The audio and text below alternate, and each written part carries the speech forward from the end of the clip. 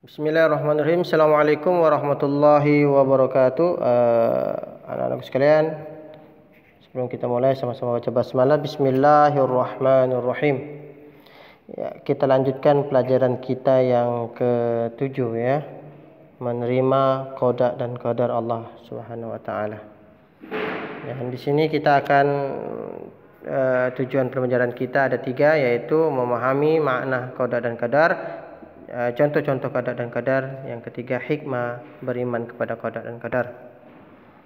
Ini gambar selanjutnya ini agak buram ya, karena Bapak pakai scanner. Yang pertama gambar anak bayi yang baru lahir. Yang kedua gambar persawahan ya. Yang ketiga ada lomba mengaji Al-Quran. Yang ketiga ada lomba sepak bola ya, jadi juara. Nah, itulah gambar yang menceritakan keseharian kita.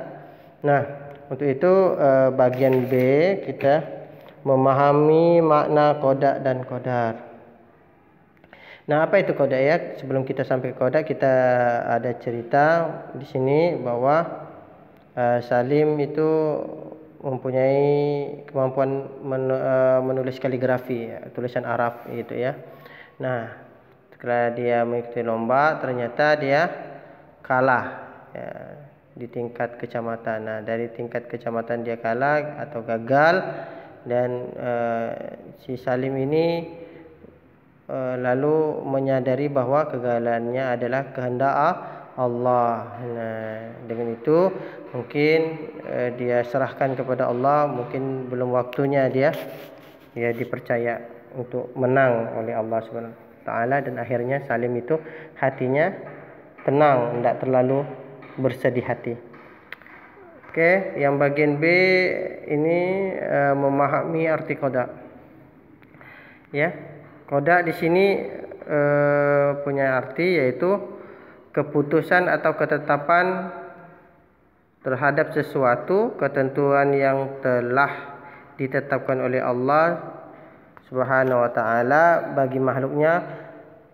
Qada dan qadar tidak dapat diubah ya, dan tidak dapat ditunda atau dimundurkan sesuai dengan Quran Al-Hadid ya.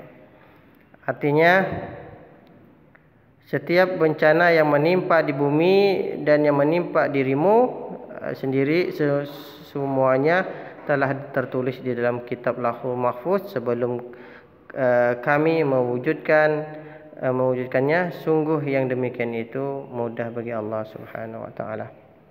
Nah, anak-anakku sekalian, untuk memahami qada dan qadar ini kita harus mengulang-ulangi pelajarannya, karena agak sulit dipahami atau dicerna kecuali kita baca berulang-ulang ya.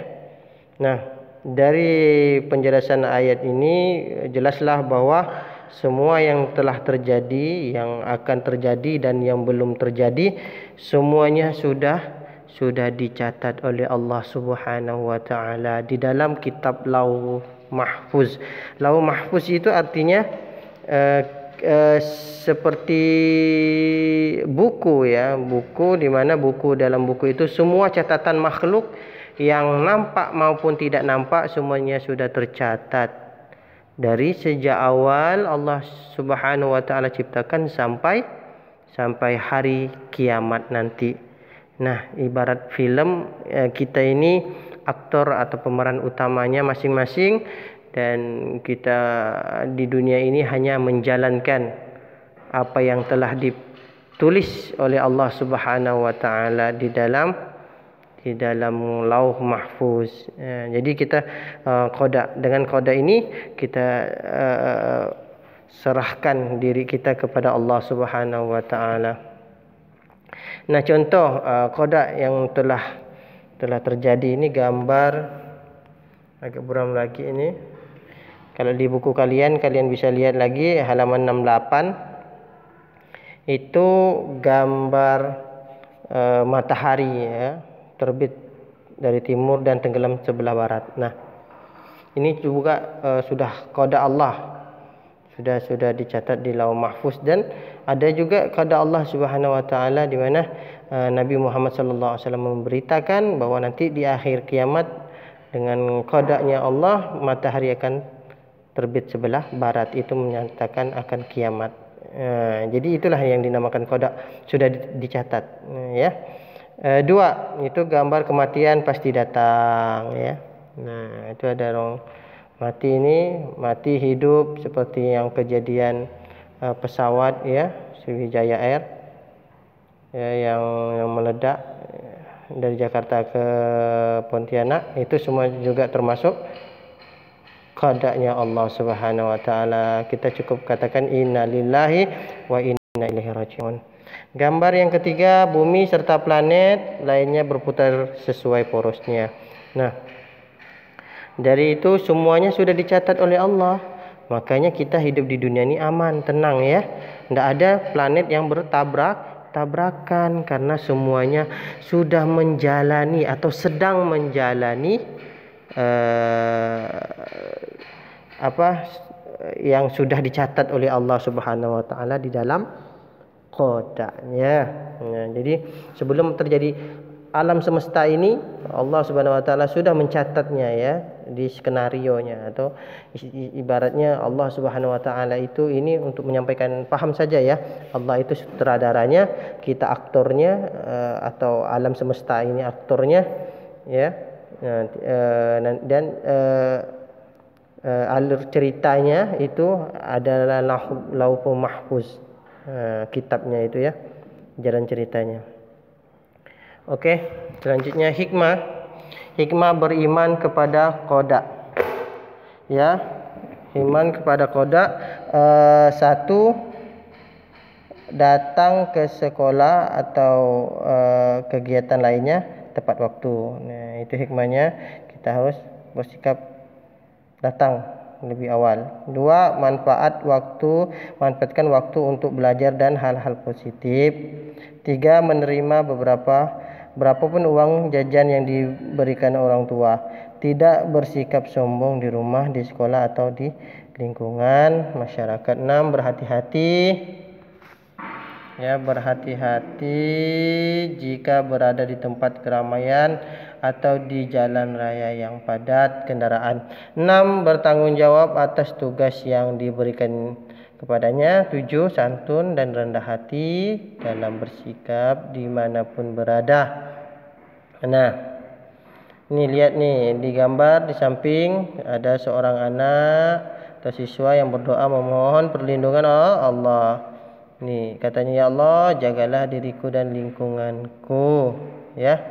Jadi demikianlah hikmah beriman kepada qada Allah Subhanahu wa taala. Jadi sudah tahu qada Allah taala, hati kita akan pasti tenang. Nah, selanjutnya qadar Allah Subhanahu wa taala. Lihat di situ ada kisah Maryam, di mana Maryam ini ngikut lomba pidato. Maryam latihan ya, menghafal ayat-ayat Al-Quran, dalil-dalilnya, dan akhirnya Maryam bersungguh-sungguh, dan akhirnya Maryam menang ya lomba pidato. Nah, B, makna memahami makna qadar. Ya, tadi qada, sekarang qadar. Qada ketentuan Allah sebelum terjadinya apa-apa, ini semua belum ada, sudah ada qadanya. Nah, sedangkan qadar atau takdir adalah segala ketentuan Allah Subhanahu wa taala yang telah berlaku terhadap semua makhluknya. Nah, ya, maksudnya yang sedang terjadi ini ya, yang telah terjadi atau yang akan terjadi. Nah, itu qadar namanya. Qadarullah ya. Ketetapan Allah. Jadi qadar ini yang sedang terjadi saat ini. Nah, jika kalian ingin pandai, pintar ya, dengarkan video Bapak, materi Bapak. Kalau tidak mau ya udah cuekin aja, kan gitu. Tapi akhirnya pasti ada ya, orang yang cuek, yang tidak mau belajar ya, di masa-masa pandemi ini dia akan jadi bodoh, ya, tidak mengetahui apa-apa. Tapi kalau dia mau belajar, dia akan pintar. Nah, di sini seperti qadar ini harus ada ikhtiar, ya. Nih, lihat cerita Maryam tadi, dia ingin juara pidato.